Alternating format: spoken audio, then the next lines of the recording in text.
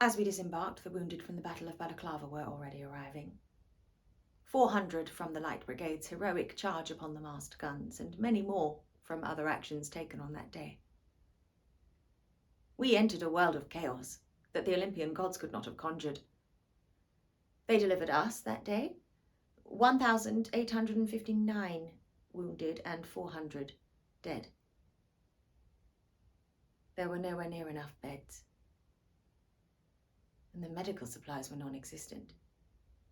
The suffering was heartbreaking, and the stench of death numbed the senses.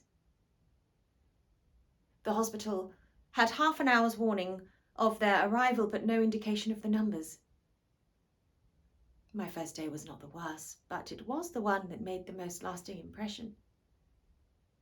The torment of our wounded and dying, mixed with the unforgivable inadequacies of the medical administration, carved out an unforgettable frieze of Dante's Inferno before me. This was indeed hell upon earth. But it was disease, and the inability to give adequate care that scythed down the helpless much more than any bullet or blade. 50% of dysentery cases would not survive their ordeal, and the whole hospital was a haven for every conceivable death not wrought by man. The filth, the squalor, it shocked the soul and tore the heart ragged.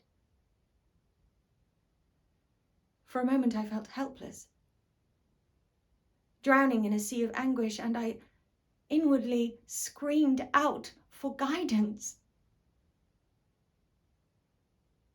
But it was not long, however, before I came to my senses. For amongst the harrowing scenes of death and suffering, I wondered at the devotion and dedication of the surgeons and their helpers. Steeped in blood, they attempted the impossible with the invisible. Man is good by nature. This I have always believed.